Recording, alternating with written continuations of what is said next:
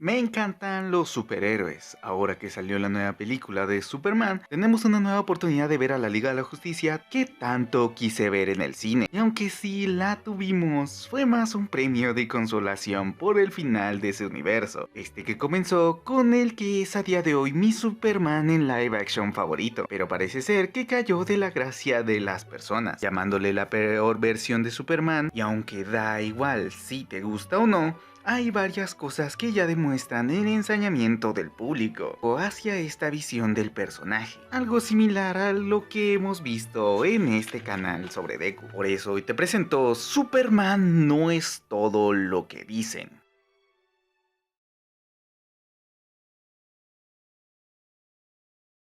Todo esto comenzó como respuesta a cierto fandom, que fue escalando de forma similar al Machete versus Katana. En esa pelea llegaron a denigrar a un elemento cultural ajeno. Pero ahora hablando de Superman, antes de esto ya existían varias de estas críticas, y hubo una que fue unánimemente tomada como un sacrilegio al personaje. Maybe.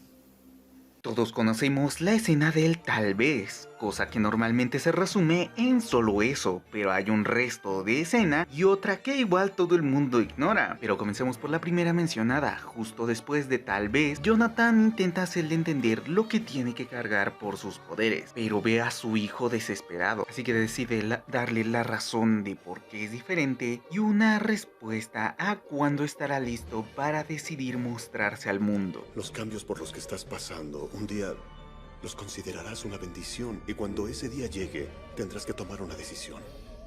La decisión de presentarte con orgullo frente a la raza humana o no.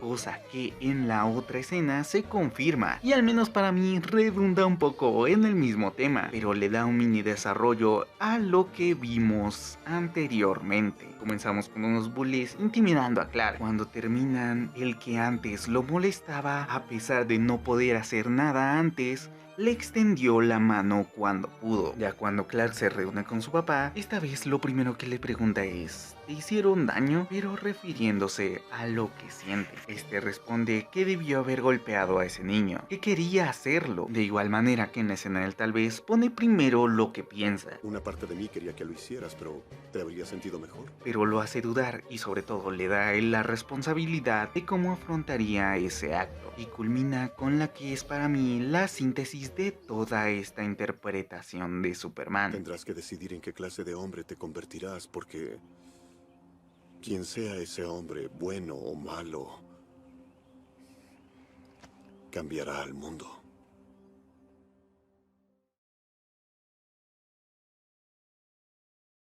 Ver cómo Jonathan le dice a Superman que no salve a personas o que no lo salve a él es tan ridículo. Por eso, escenas como Sé su monumento, sé su ángel. Sé lo que necesiten que seas. O mejor no seas nada. son tan dañinas porque van en contra del significado de la S. Supongamos que estas afirmaciones tienen razón. La crianza de los Kent y esta negativa a que salve a la gente no es lo que significa ser Superman. Entonces, ¿por qué sigue siéndolo? Antes lo vimos rescatar a personas y en varias otras ocasiones lo hemos visto seguir ayudando a la gente. Incluso Luisa Lane le dice: La única forma en la que desaparecerás por completo es dejando de ayudar a la gente y siento que esa no es una opción para ti. y a pesar de que digan que no tiene hazañas, en realidad esto sí es un problema de la película. Lo desperdigan en momentos separados a la trama principal. Eso sí, de verdad es un problema de Snyder, pero aún así sigue haciendo lo correcto. Sigue haciendo cosas que Superman sí haría, como buscar al murciélago que aterra a la gente, o Superman deteniendo a Doomsday cuando intentó atacar a Luthor. Pero estas escenas son opacadas por las que no son Superman, porque en lo que Superman tiene que hacer no está permitido el error ni comprender lo que ocurrió.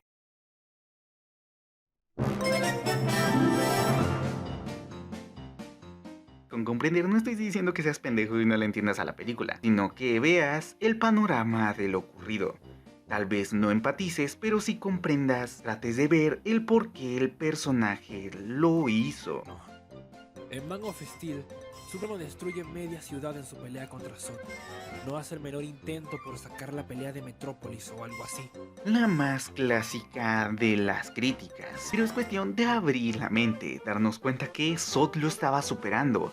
Aunque le hizo el combo de Injustice, seguía escapándosele. Y si te das cuenta, todos los sitios que terminaban es porque Zod lo llevaba con él. Y esta falta de comprensión, o mejor dicho, esta predisposición a ignorar todo el contexto, nos lleva a comparaciones algo injustas. Esta pelea en público. Por una parte, si vamos a la pelea de Superman contra el Kaiju antes de que llegue la Justice Gang, el Superman de James Gunn y David Corenswet lucha contra la criatura dándole un puñetazo y cuando esta se tambalea y va a caer contra un edificio, Superman automáticamente pierde el culo para ir detrás del Kaiju y resistir su peso, impidiendo que el Kaiju destroce todo el edificio lleno de gente. O sea, preocupación máxima de este Superman, salvar vidas. No tumbar al adversario, no quedar bien, no hacer cosas molonas. No, salvar a la gente. En cambio, si vamos a la batalla final de Superman contra Zod en Man of Steel, por más guapísima que esté la película y por más molona que sea esa batalla, hay una escena que me hace muchísima gracia y es en la que el general Zod le empuja un camión cisterna de estos de combustible y Superman lo que hace es saltar y esquivarlo de forma muy molona y a su espalda el camión choca contra un edificio que explota y se colapsa. Y si había gente dentro, que posiblemente sí, pues están todos muertos. O sea, mientras que el Superman de Corenswet se preocupa de salvar a los civiles porque es lo que hace Superman, el de Henry Cavill en esta escena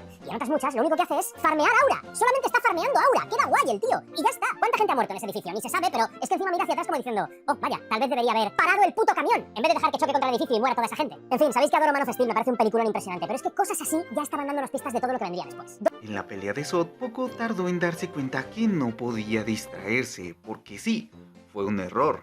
Y ese gesto de voltearse lo demuestra como uno. Pero al distraerse, Zod lo vuelve a atacar casi al instante, demostrando ser un entorno hostil. Y en Superman del 2025 simplemente no lo es. Es peligroso, sí, pero solo por lo grande que es. No es agresivo, solo hace a quien lo atacó primero. Y hasta eso, un ataque de fuego no es capaz de destruir o matar gente tan fácil. Lo mismo con la chingadera verde, sino porque simplemente lo ignoró para que otro se encargara. Incluso la cosa que de verdad es un peligro para la ciudad, hasta tiempo les dio de llevarse hasta las tortugas. No como una nave que llegó un martes y comenzó a destruirlo todo. Así que para mí es una comparación bastante injusta.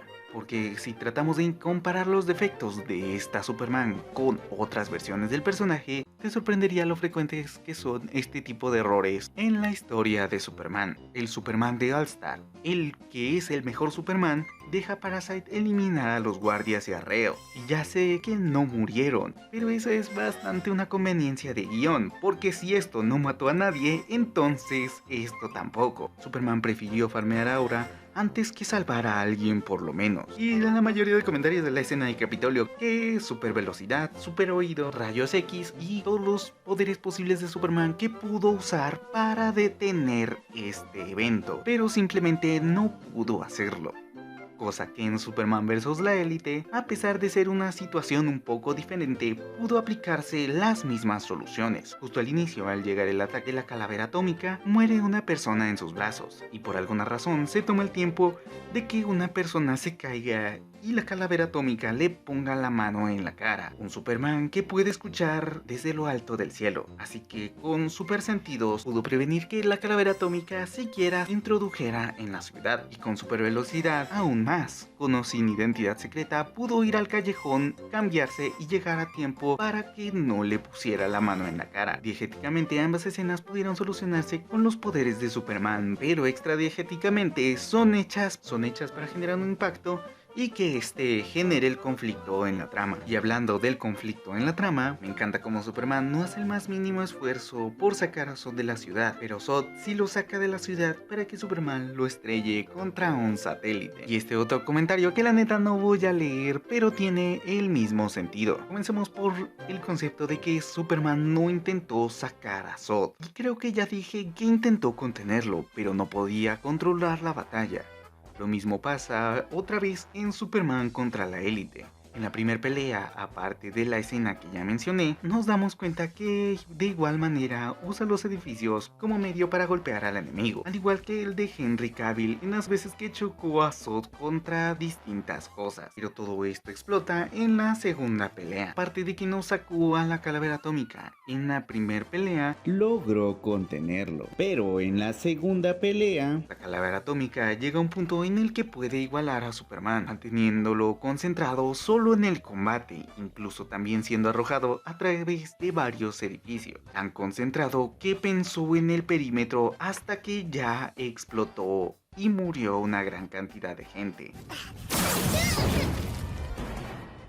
¡Sombrero, forma un perímetro! Y como lo dice este comentario, ya para qué mierda, si ya hizo un cagadero en la ciudad. Y aquí es curioso como cuando tuvo la oportunidad no saca a este enemigo de la ciudad. Tan fácil con decir a Manchester que los transporte a otro lugar, porque el tren transportador tampoco necesita consentimiento, porque aunque despejó la calle, hay que suponer que en estos edificios no hay nadie, no como en este estacionamiento densamente poblado. Pero bueno, al menos lograron poner todo bajo control. Con esto no estoy diciendo que no se deba comparar las distintas versiones del personaje, pero hay que ser lo más justos posible, o al menos no dejarse llevar por el sesgo que diga que uno todo el tiempo estará equivocado, o todo el tiempo lo hará de la forma incorrecta, y los otros nunca se equivocarán, o que si se equivocan tendrán una justificación para eso, pero no tendrán esa flexibilidad de perdonar esos errores para la versión que arruinó la imagen de Superman, un sesgo que no les permite ver más allá de ese discurso que se la pasan repitiendo, que no les permite abrir su mente a otra versión de los hechos.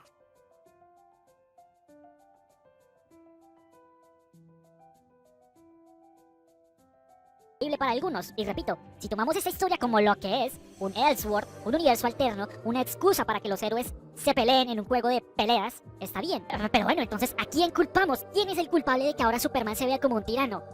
Yo les voy a decir quién. El universo expandido de DC fue lo que llevó esta idea al mainstream. Mucha gente no entiende por qué el público general es tan importante. Hasta ahora solo habían sido cómics y videojuegos que, a pesar de que su nicho es bastante grande, no es tan masivo como muchos creen. Por eso es que ahora Marvel no le está yendo tan bien, porque perdieron al público general. Y fue Zack Snyder el que llevó a este Superman de la peor forma posible al público general. Ok, por eso aquí les digo, hay que aplicar la frase. Tienes que abrir tu mente. La imagen de un Superman tirano no era nueva ni cuando salió Injustice. Ahora para el público general y el público objetivo de todas estas versiones, incluyendo la de Snyder, siempre es retratarlo como el peor escenario posible. Como lo digo, hay que estar de mente abierta para ver lo que contaron cada una de estas versiones, porque esto termina convirtiéndose en un amarillismo un poquito molesto. ¿Ya que me refiero con amarillismo? Pues en la definición de Google, que es la que yo tengo un poquito de default, que son noticias falsas, a medias, o que exageran un punto negativo para generar interacción o morbo. Y en esta se incluye, sí, Snyder quería un Superman asesino, pero esta es una afirmación a medias. Snyder quería un Superman asesino y quería contar cómo evitaron que sucediera, así con varias cosas, como sobre exagerar cosas que no pasaron o que supuestamente tenían planeado, como el clásico Snyder estaba apuntando en Justice, Cuando, si lo analizamos un poco, estaba apuntando a una versión de Superman de la serie animada, y no tengo conocimiento si esto fue un cómic antes, pero en este también estaba al control de Darkseid, porque sí, solo Dios sabe cuándo tendremos un año donde Superman no sea controlado de mente, porque incluso Hiedra Venenosa llegó a doblegarlo en alguna ocasión.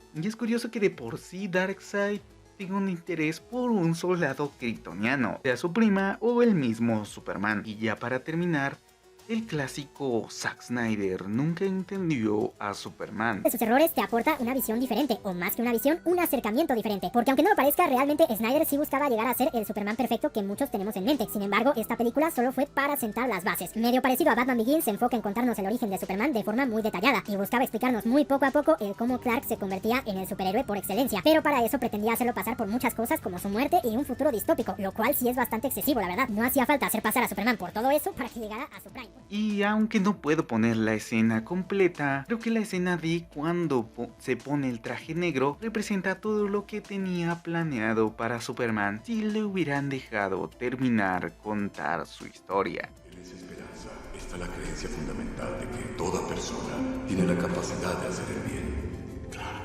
eso puede lograr.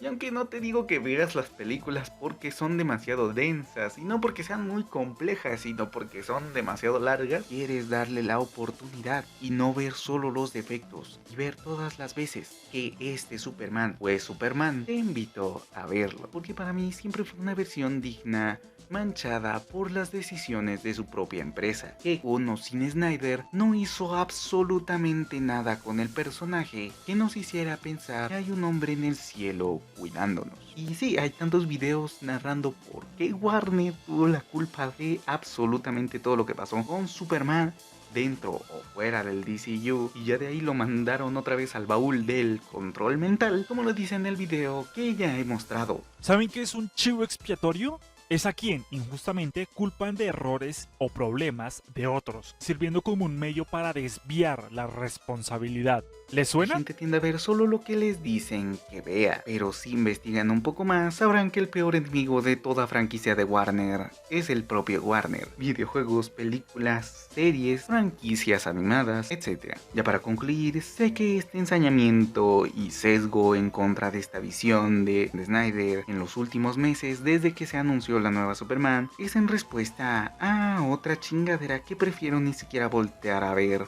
por salud mental, pero viendo cómo se está manejando el discurso, dándole lugar como una versión de Superman digna cuando nunca dejó de serlo, solo no dejaron que terminara de contar su historia. Pero me entristece cómo se está manejando este discurso. Pero si quieres ver a otro héroe juzgado de manera injusta, tienes el video en pantalla. Soy Jacomumbo y me despido. Bye.